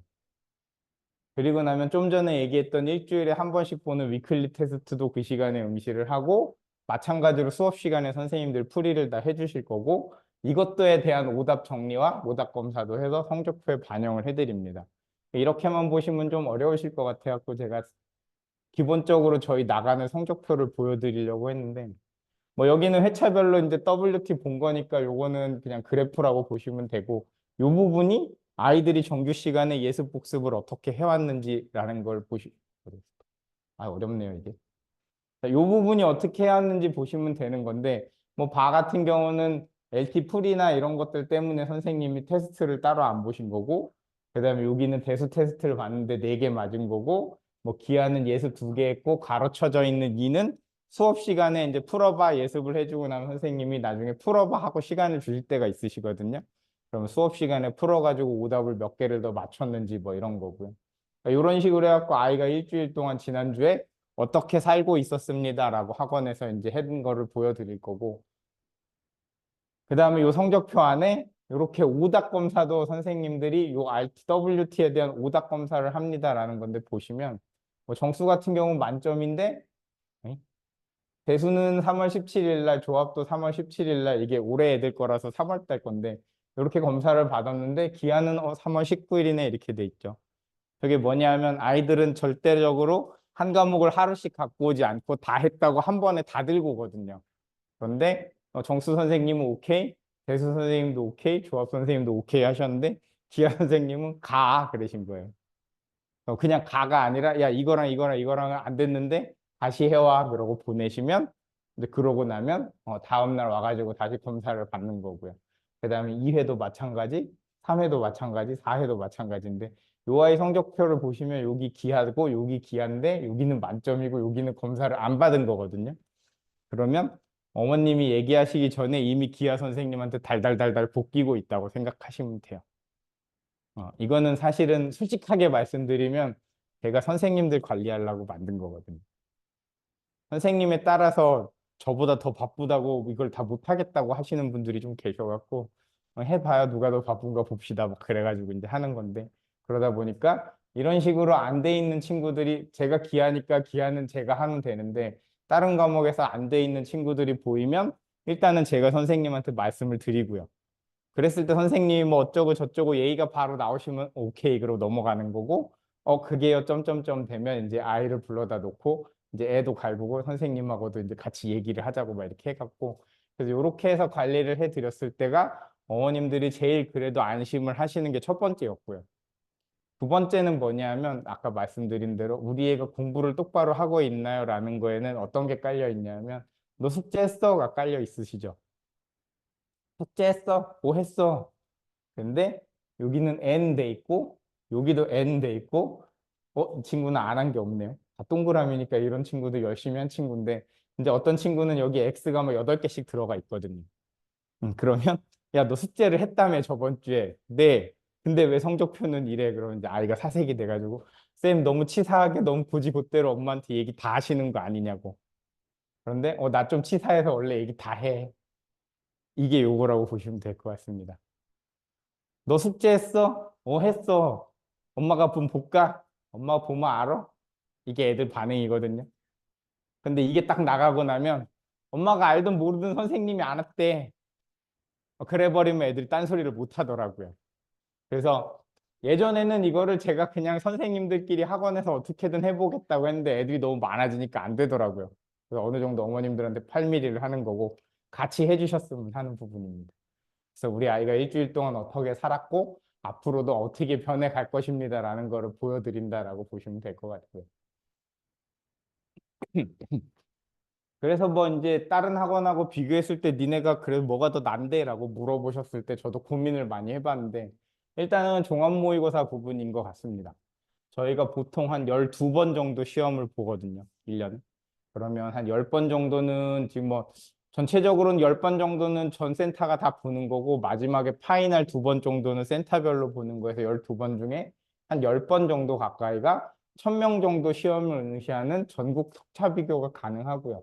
그래서 누적 데이터를 통해서 합격이 어느 정도 되는지 예측을 하고 그거를 통해서 어머님들한테 이제 어떤 학교를 지원을 하시면 될 것 같습니다. 라고까지 말씀을 드리는 거고요.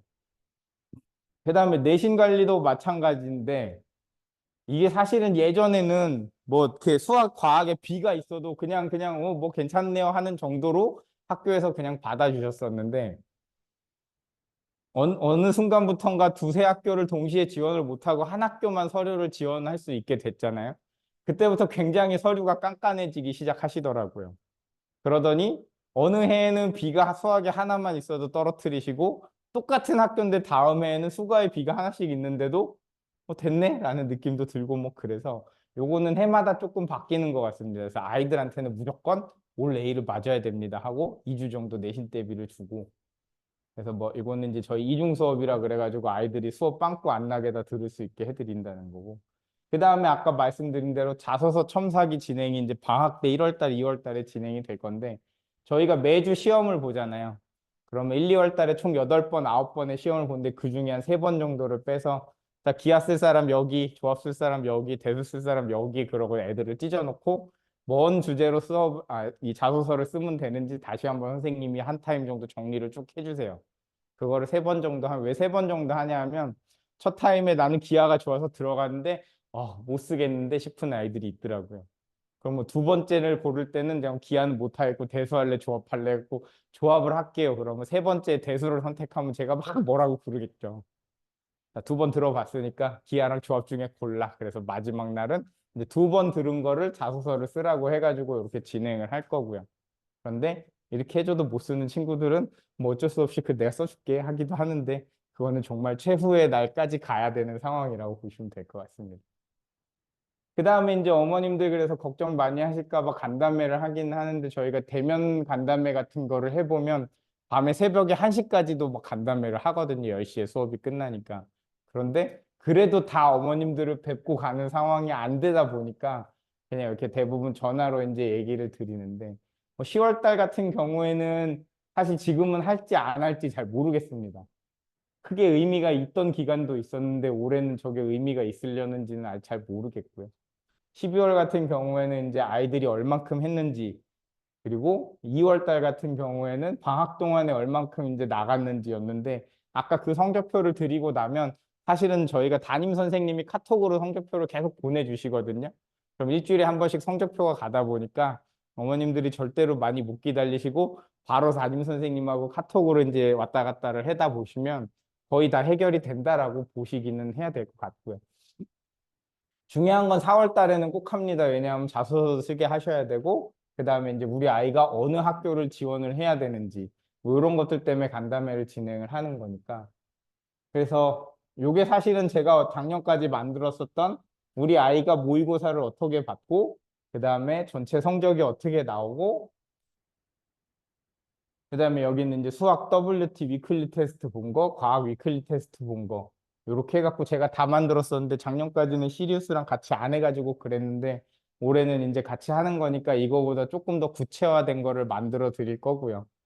그래서 요 아이 같은 경우는 작년에 서울 가고 우선 선발된 친구기는 했는데 보시면 뭐 총원 68명 중에서 59등 했다. 이거 조합을 되게 못했다. 막 이렇게 됐었는데 한 번씩 들쭉날쭉 합니다. 아이들이. 심지어 우선 선발이었음에도 불구하고 이렇게 들쭉날쭉하는 친구들이다 보니까 또 과학 같은 경우도 막 RT가 어떤 잘 보고 어떨 때는 못 보고 수학 같은 경우도 회차가 넘어가면 넘어갈수록 못 봐가지고 어머님이 서울은 쫄려서 안 되겠다고 경기를 쓰시겠다 그러는 걸 제가 한 2박 3일 동안 계속 전화 드려갖고 어머니 서울 쓰시죠. 선생님 떨어지면 어떡하나요? 제가 책임질게요. 어머니 막 그래가지고 막 어떻게 책임을 질지는 전혀 생각도 안 해보고 무작정 책임질게요. 막 이래가지고 쓰자고 했었는데 그래서 했는데 사실은 저도 우선 선발까지 될 거라고는 기대를 안 했었는데 우선 선발이 돼가지고 막 어머니하고 만세를 불렀던 그런 친구긴 한데 이런 식으로 해갖고 선생님들이 같이 모여 앉아가지고 이제 해드릴 거고요. 그래서 제일 많이 받는 질문 제가 딱 2개만 준비를 해서 왔는데요. 요거는 아마 없을 거예요. 그래서 아이가 사춘기가 와서 말을 잘 안 듣습니다. 어떻게 공부를 시키면 될까요? 이게 참 안 되는 게 저도 저희 아이가 올해 중학교 2학년이거든요. 근데 저희 아이는 초등학교 6학년 때 저한테 선언을 하더라고요. 아빠, 나는 그 공부 안 할 거니까 건들지 마, 그러더라고요. 왜? 해보자. 그랬더니 안 할 거야. 나는 그렇게 못 살아. 그러더라고요. 그래서 사실은 저는 제가 항상 이제 한 3년 전부터 어머님들한테 말씀을 드리는 게, 그래도 어머니 아들은 한 대잖아요. 응원 많이 해주시라고. 그래서 제 말은 잘 들어요. 저희 아이들도 제 말은 안 들어요. 근데 제가 지금 동네에 그냥 학원을 보내고 있는데, 선생님 말을 기가 막히게 듣더라고요. 7시까지 수업인데 9시가 돼도 안 와가지고, 야, 아들 뭐 해? 이러고 문자를 보내보면, 나 선생님이 숙제 다 하고 가래갖고 아직도 학원이야. 그러고 답장이 오더라고요. 근데 저희 아이들은 일단 보통 한 10시까지 정도 수업이고, 12시 반까지 독서실이잖아요. 그래서 그렇게 공부를 열심히 나름대로 했다고 하고 집에를 갔는데 아들 숙제는 다 했어. 그러면 일단 탁 뚜껑이 열리더라고요. 애들이다 보니까. 그래서 집에서는 무조건 잘해주시고 뭔가 불만이 있다라고 하면 담임 선생님한테 카톡으로 몰래 얘기를 해주시면 선생님이 엄마한테 듣지 않은 양, 야, 요즘도 게임 한다며? 막 이래가면서 얘기를 하면 애들이다 보니까 또 슬슬슬슬 또 다 얘기하거든요. 그러면 그렇게 하면 안 되지, 이놈아 해가면서 다 관리해 드릴 거고. 그 다음에 요게 이제 최근에 가장 제가 입학 상담을 하고 있으니까 최근에 가장 많이 듣는 얘기인데 요거는 아까도 얘기했는데 피지반 같은 경우에도 피지반이 성적이 100점 만점에 40점 정도 나오는데 20점 맞고 나면 이 얘기를 안 하실 수가 없어요. 근데 그럼에도 불구하고 되는 친구들이 더 많거든요. 그러다 보니까 근데 제가 이제 어머님들한테 말씀을 드리는 게 어머니 이 공부는 영재고를 못 가도 남으니까 이과 보내실 거면 무조건 시키셔야 돼요라고 말씀을 드리는데 제가 나서서 어머니 얘는 그냥 그만하시죠라고 하는 애들도 있습니다. 어떤 친구냐면 공부를 못하는 건 좋은데 안 해버리는 애들이 있더라고요. 그게 근데 입학시험지에서도 그냥 드러나요. 그래서 입학시험지가 하얗게 돼 있는 친구들은 하지 말자고 하는데 그래서 말씀드리는 게 여러 가지 지표 중에 하나지 이것만 가지고는 뭐 될지 안 될지는 신이 아닌 이상 모르잖아요.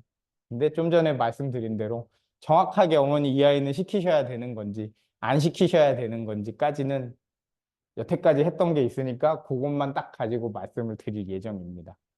그래서 뭐 긴 시간 계셔가지고 제가 더 이상 얘기하면 안 될 것 같으니까 일단은 여기까지 해서 마무리하는 걸로 하고요. 그다음에 질문 시간일 건데 잠시만요.